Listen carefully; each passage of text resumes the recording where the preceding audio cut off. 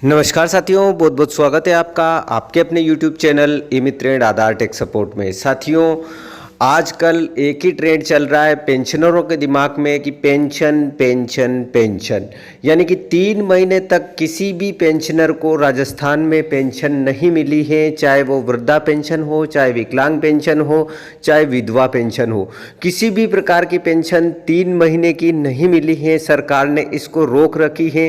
तो ये पेंशन क्यों रोक रखी है, इसी के बारे में आज की वीडियो में अपन बात करने वाले हैं।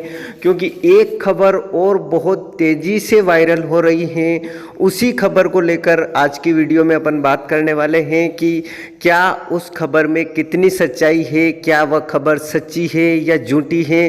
तो साथियों, आगे बढ़ने से पहले आपसे एक छोटी सी गुजारिश है कि आप वीडियो को शुरू से लेकर अंत तक देखें, और देखने के बाद अगर वीडियो पसंद आ जाए तो वीडियो को एक लाइक ज़रूर करें, और इसी तरह की जानकारियाँ आगे भी आपको मिलती रहें। इसके लिए आप हमारे चैनल को सब्सक्राइब करें और बेल वाला आइकन ज़रूर प्रेस कर लें, ताकि आने वाले वीडियो की लेटेस्ट नोटिफिकेशन आप तक बिना किसी विलंब के पहुंच सके। तो चलिए साथियों, आगे बढ़ते हैं और उस खबर को देखते हैं।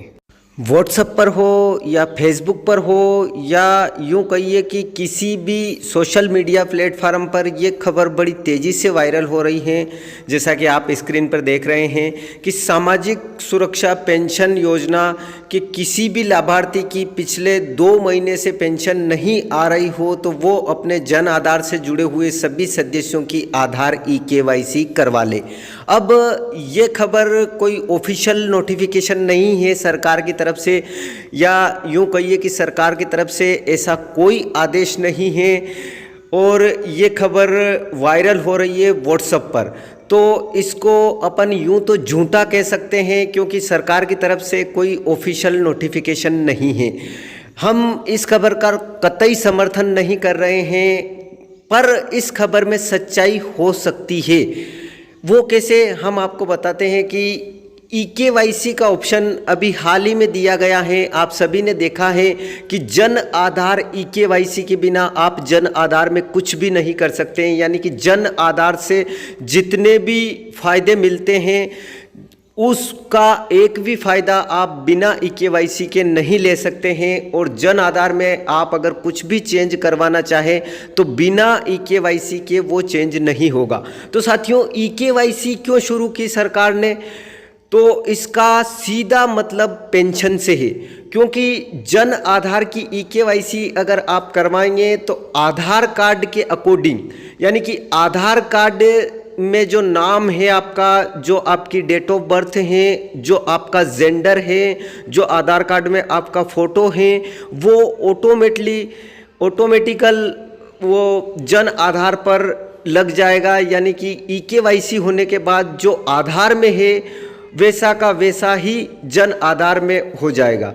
तो साथियों, आपने पहले भी सुना है कि कई लोग ऐसे हैं, यानी कि कई पेंशनधारी ऐसे हैं जिनकी उम्र तो वास्तव में कम है, लेकिन उन्होंने किसी भी तरह जन आधार में अपनी उम्र को चेंज करके पेंशन लेना शुरू कर दिया है। तो कई सारे ऐसे पेंशनधारी हैं राजस्थान में जो फेक पेंशनर हैं। तो इसीलिए सरकार ने इस ई-KYC को शुरू किया है कि आप ई-KYC करवाएं। तो जितने भी फेक पेंशनर हैं वो इस ई-KYC करने के बाद उनकी पेंशन स्वतः रुक जाएगी। तो इसलिए हम इस खबर को सच्चा कह सकते हैं, या आने वाले समय में ये खबर सच्ची हो सकती है। क्योंकि जिन लोगों की हमने KYC की है उनको पेंशन मिल रही है, तो उनकी तो अभी तक चालू नहीं हुई, लेकिन आने वाले समय में हम इसको सच्ची कह सकते हैं। अब अपन KYC के लिए एक और ध्यान अपने को रखना होता है, उसको अपन देखते हैं। KYC करने से पहले आप इस बात पर भी जरूर ध्यान दें कि जिस किसी के आधार कार्ड में जन्म तिथि सही नहीं है, पेंशन हेतु वो पहले आधार कार्ड में सही करवाने के बाद ही जन आधार कार्ड में ई-KYC करवाए, अन्यथा पेंशन बंद हो जाएगी।